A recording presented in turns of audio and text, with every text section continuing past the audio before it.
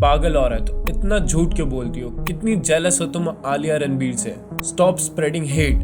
ये कुछ recent comments है कंगना रनावत के इंस्टाग्राम पोस्ट के नीचे, और 5 साल पुरानी वीडियो के नीचे ये कमेंट्स है। Queen Kangana, she is so strong, so proud of Kangana, she is always right and correct. सिर्फ 5 साल के अंदर इतना बड़ा डिफरेंस ऑफ ओपिनियन आना बहुत शॉकिंग है। और उससे भी ज़्यादा शॉकिंग ये है कि जो लोग इसकी सारी बातों को आंख बंद करके मान रहे थे, वही लोग आज इसको गाली दे रहे हैं। काफ़ी लोग बोल रहे हैं कि ये बदल गई हैं, ये पागल हो गई हैं। कौन सी बात सही है और कौन सी नहीं, इसको समझने के लिए पहले ये समझते हैं कि कंगना ने बॉलीवुड में एंट्री क्यों ली, उसका मोटिव क्या था। कंगना हिमाचल के एक स्मॉल टाउन से है। उनके पेरेंट्स चाहते थे कि वो मेडिकल प्रोफेशन में चली जाए, बट ऑब्वियसली ये तो नहीं हुआ।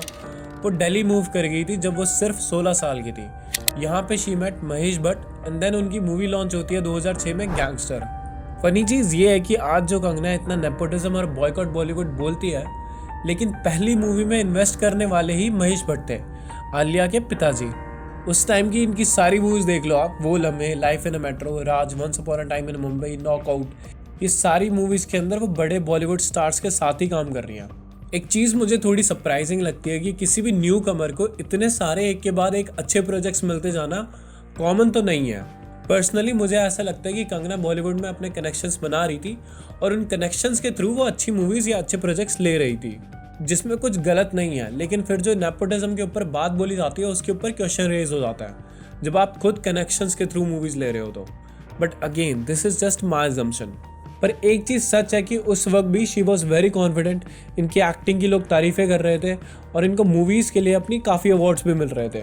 पर एक और चीज़ सच है कि उस वक्त भी इनकी मूवीज़ से ज़्यादा इनकी पर्सनल लाइफ चर्चा में रहती थी। 2008 या 9 के अराउंड इनका रिलेशनशिप चल रहा था आदित्य पंचोली के साथ। इन दोनों के बीच का एज डिफरेंस अराउंड 20 साल है, और ऊपर से Aditya is a married man. Aditya ने अपने एक इंटरव्यू में बोला था कि इन दोनों का रिलेशनशिप बिल्कुल पति और पत्नी की तरह था। पर यह रिलेशनशिप किसी भी एंगल से जस्टिफाइबल तो लगता नहीं है। तो एक कॉमन आर्ग्यूमेंट ये होता है कि आदित्य पंचोली की एज डिफरेंस ज़्यादा है, वो मैच्योर ज़्यादा था, तो उसका समझ होनी चाहिए थी कि वो गलत कर रहा है। पर मैं इस बात से एग्री नहीं करता।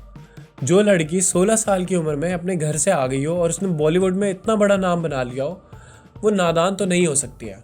तो कंगना और उसके फैंस उसे विक्टिम समझ सकते हैं, लेकिन किसी एंगल से वो विक्टिम लगती है नहीं। इनके करियर की कुछ लाइफ चेंजिंग मूवीज रही हैं, जैसे 2011 की तनु वर्सेस मनु, 14 की क्वींस और 15 की तनु वर्सेस मनु रिटर्न्स। इन मूवीज के लिए इनको काफी अवार्ड्स मिले और ये प्रूव हो गया था कि इनको हीरो की जरूरत नहीं है अपनी मूवीज में, अपने दम पर ये मूवी हिट करवा सकती हैं। तो न्यूज के अंदर इसे क्वीन कंगना बोले जाने लगा। Bold, ferocious, women empowerment, feminist, ऐसे कुछ शब्द इनके साथ जोड़ दिए गए। अब 2017 और 18 में कंगना ने 2 इंटरव्यूज दिए हैं, कॉफी विद करण और आपकी अदालत में। यहाँ से वो अपनी कंट्रोवर्सीज के लिए ज़्यादा फेमस हैं बजाय की मूवीज़। नेपोटिज्म वर्ड का तो मतलब भी कई लोगों को नहीं पता था, पर आज सबको पता है कि नेपोटिज्म मतलब बॉलीवुड। आपकी अदालत में ये कहते हैं कि ऋतिक मेरे पीछे पड़ा हुआ था, मेरी पार्टी में लोट लोट के डांस कर रहा था। इतनी ही उसको दिक्कत थी मेरे से, तो मेरी बर्थडे पार्टी में फ्लोर पे लोट लोट के क्यों नाचता था वो? और ऋतिक का ये कहना है कि मेरा तो कभी कोई रिलेशनशिप रहा ही नहीं। Relationship, that's not a relationship. Hrithik. No, there was no relationship. This was it. At the most a smiley or a response to a video sent. Kangana की जितनी भी कहानियाँ हैं, उनका एक पैटर्न है कि इनकी कभी कोई गलती नहीं होती, इनके पीछे लोग पड़े होते हैं और ये बस भाग रही होती हैं उनसे। मैंने इनके रिलेशनशिप पर थोड़ी रिसर्च करी थी।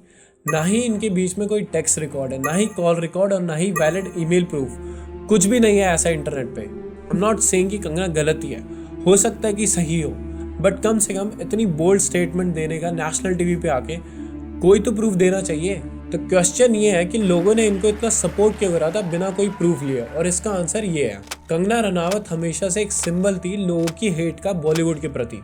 जब इन्होंने बोला कि बॉलीवुड में नेपोटिज्म है, तो हम सब ने बोला कि हाँ बिल्कुल सही बात है और ये बिल्कुल गलत है, ऐसा नहीं होना चाहिए। पर क्या आपको पता है कि इनकी प्रोडक्शन हाउस का लीगल और फाइनेंस डिपार्टमेंट कौन संभाल रहा है? अक्षित रनावत, इनके भाई। इनका मैनेजर कौन है? रंगोली चंदेल, इनकी बहन। कंगना जी हमें ये तो बोलते हैं कि बॉलीवुड को बॉयकॉट करो, पर कभी ये नहीं बोलते हैं कि मेरी मूवीज मत देखो। ऐसा क्यों है? तो ये भी उसी बॉलीवुड का पार्ट। अगर इनकी मूवीज बॉलीवुड में नहीं आती तो इनको तो अभी कोई जानता ही नहीं। देखिए, हर चीज़ इनके कन्वीनियंस के हिसाब से।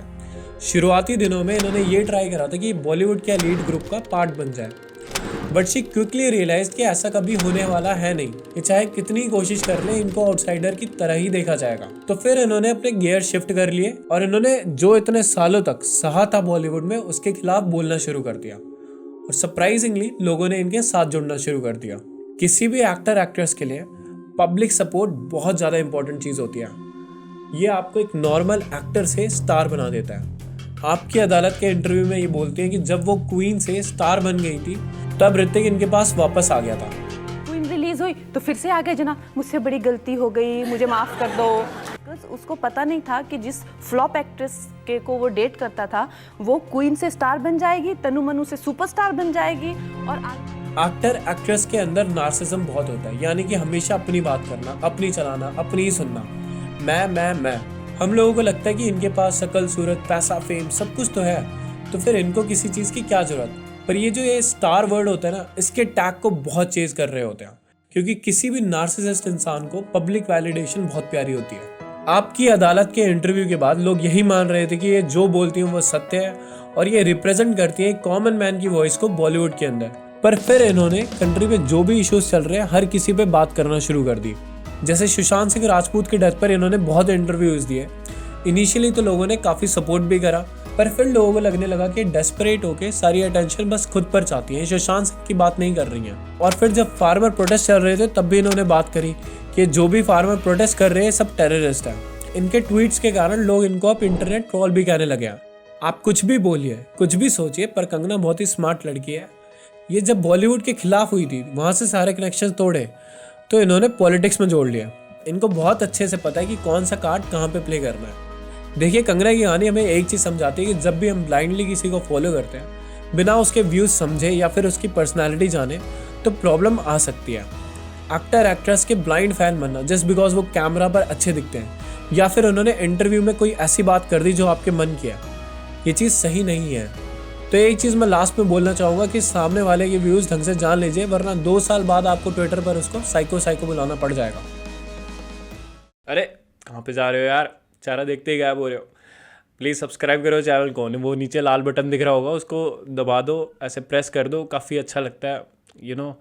और हाँ, वैलेंटाइंस डे भी चला गया, अब तो 14 फरवरी निकल गई, तो happy Valentine's day to all the single boys. And yes, please subscribe करें चैनल को ताकि हम लोग ऐसे ही मिलते रहें। और हाँ, कमेंट करके बताना जरूर कि वीडियो कैसी है। And I will see you guys soon in the next video. Till then मस्ती करो, मज़े करो, बाय।